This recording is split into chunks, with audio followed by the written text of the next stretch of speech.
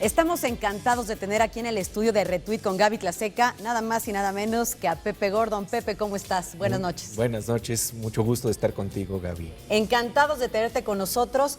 Me gustaría comenzar esta entrevista que nos compartas parte de lo que tú compartiste y fue sumamente retuiteado o compartido en las redes sociales a través de Twitter. Tu cuenta es @PepeGordon con respecto a Ernesto de la Peña. Y es que fue tema tendencia en la semana, obviamente por el fallecimiento de este gran personaje. Sí, porque es uno de los grandes memoriosos que nos recuerda algo que nos está faltando aprender y comprender respecto a lo que quiere decir la memoria de lo que nos rodea, el poder registrar lo que nos rodea con fidelidad. Y bueno, yo lo que planteé es algo que tiene que ver con la profunda humildad de un sabio. Él decía, la vida es algo que nos pasa. ¿Por qué y para qué? Lo ignoro. Y sin embargo, al mismo tiempo decía, citando a Kant, creo en el cielo estrellado que está más allá de mí. Y bueno, esto de alguna manera encerraba muy profundamente la esencia de un personaje, que yo creo que a veces es lo que el Twitter nos da la posibilidad de capturar, la esencia. Un tweet es absolutamente capaz de captar los rasgos esenciales de una historia. Cómo encerrar toda una vida tan rica como la de Ernesto de la Peña es muy difícil. Y sin embargo existe el haiku y el Twitter a veces, cuando adquiere su mayor poder y su mayor inteligencia y creatividad, es cuando prácticamente se vuelve una especie de haiku que encierra la esencia de otro. Es esta esencia, esta capacidad de síntesis donde compartes lo fundamental de una historia, de un dato, una cifra, de un gran personaje. Y justamente entrando, Pepe, quisiéramos hablar contigo de miles de cosas, a este rollo de las redes sociales. Tú como escritor prolífero y bueno, metido en la cultura, en la divulgación científica, en muchas cosas, hoy está la tendencia de la importancia, por ejemplo, de la ortografía cuando uno escribe en las redes sociales, sobre todo en Twitter, por este rollo de sintetizar, de a veces omitir acentos. ¿Qué opinas al respecto? Mira, por ejemplo, el hacer abreviaciones, me parece que sí es importante. Abreviar en Twitter es fundamental. Entonces, el hecho de que en vez de que escribas completamente la palabra por y le pongas el signo por, me parece que es un signo de creatividad para verdaderamente comunicar el mensaje que tienes que dar. La mala ortografía sí es grosera, pero sí creo que podemos diferenciar entre estos dos rasgos, lo que necesita abreviarse y lo que de plano no debería de admitirse, que es la falta de ortografía. ¿Tú abrevias en tus tweets a través de @PepeGordon? Por supuesto, cuando de repente tienes que decir algo que sientes que es importante y los caracteres ya no te dan, entonces la palabra de la abrevias con un D, con la letra D solamente, no tienes que poner la E.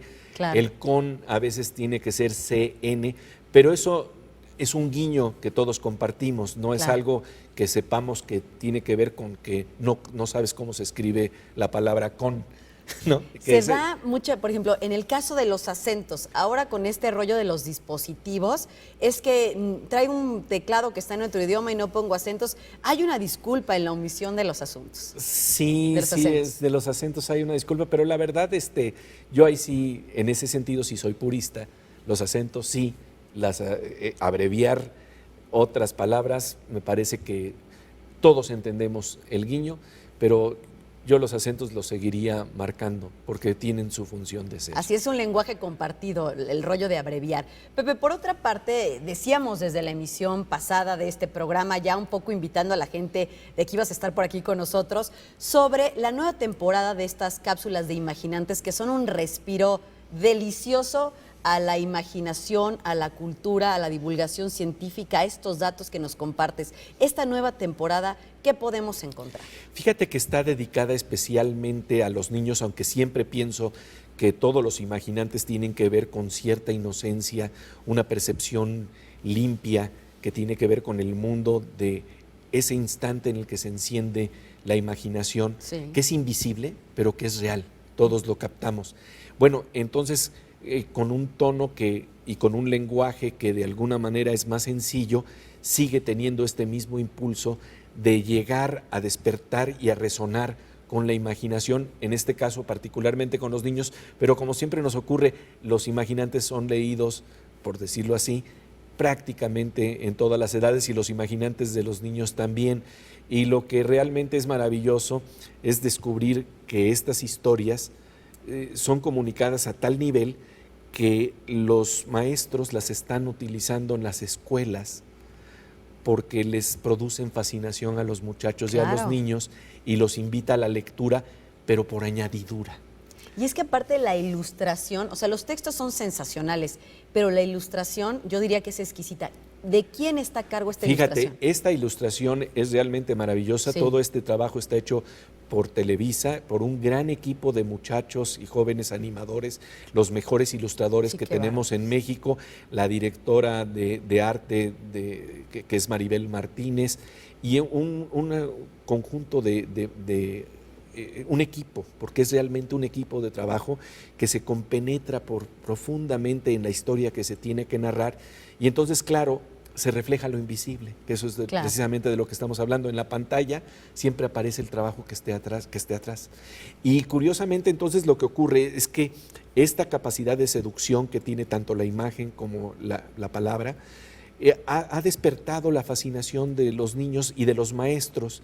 Y entonces resulta que muchos maestros les dicen a los niños, les ponen las cápsulas de televisivas, y lo que pasa es que van a las bibliotecas, sacan los libros y empiezan a leer los autores. Claro. Y ahora estamos entonces organizando una página electrónica que se llama www.imaginalee.org, en donde lo que estamos haciendo es, ya que descubriste a un imaginante y te interesa su lectura, entonces te proporcionamos herramientas para descubrir autores similares, historias que van sobre ese tipo de familias de escritores, para seguir abriendo la perspectiva de lo que nos puede dar la literatura. Que yo creo que este punto es una de las grandes ventajas también de la tecnología.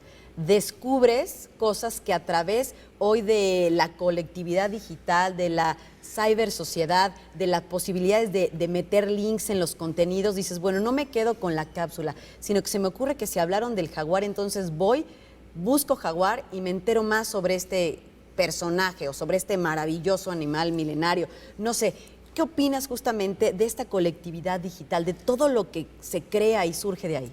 Sí, son los hipervínculos, ¿no? Que hacen precisamente lo que antes hacían los grandes memoriosos como Ernesto de la Peña. Esa gran memoria, si no la tenemos personalmente, sí la podemos tener colectivamente, pero lo que pasa es que hay que aprender a usarla, y eso es lo que realmente la red social y el internet nos facilita, la posibilidad de vincular mapas. Y en la medida que vinculamos mapas y creamos más mapas y conectamos mundos, tenemos también mayor posibilidad de resolver con mayor creatividad e imaginación problemas. Cuando se plantea la posibilidad de estas cápsulas, yo siempre planteo que esto es una necesidad creativa y crítica importantísima, ¿no? Claro, y por otra parte, Pepe, a ti que te toca y que has hecho de una de tus grandes banderas, la divulgación de la ciencia y la cultura, ¿cómo crees que juega aquí la tecnología en todo esto, aparte de los hipervínculos y de lo que ya hemos comentado? Bueno, a mí me parece que simple y sencillamente Imaginantes hubiera sido imposible sin la tecnología. Se necesitaban estudios de animación muy sofisticados, muy caros, y precisamente las grandes herramientas de las laptops y de las computadoras nos permiten hacer procesos de animación que antes simple y sencillamente hubieran sido imposibles, y en este sentido estamos teniendo la capacidad de hacer los haikus, los versos breves, la inteligencia Así es. sintetizada en los tiempos del iPad, en los tiempos de Internet, ¿no? Maravilloso.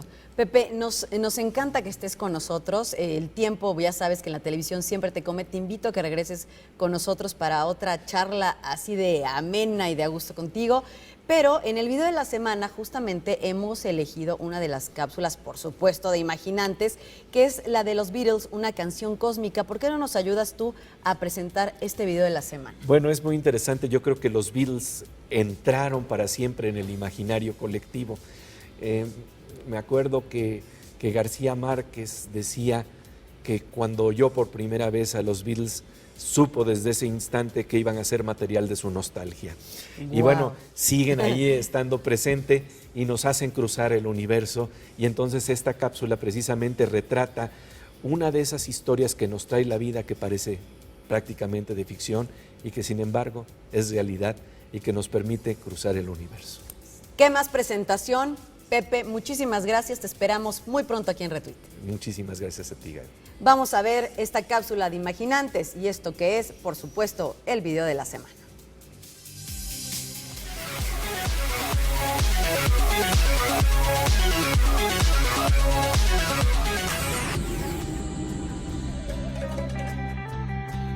Era el año de 1967. En la imaginación colectiva flotaba la idea de que todo era posible. En la India, los Beatles componían la canción Across the Universe. Decían que las palabras fluían como una lluvia interminable dentro de un vaso de papel y atravesaban todo el universo. Imágenes hechas de luz se fragmentaban y danzaban como 1.000.000 de ojos. El amor brillaba como 1.000.000 de soles.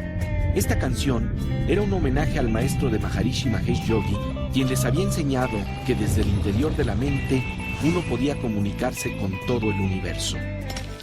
40 años después de que los Beatles grabaron esta canción, la NASA celebró el hecho enviándola al espacio, donde viaja ahora a la velocidad de 300.000 kilómetros por segundo.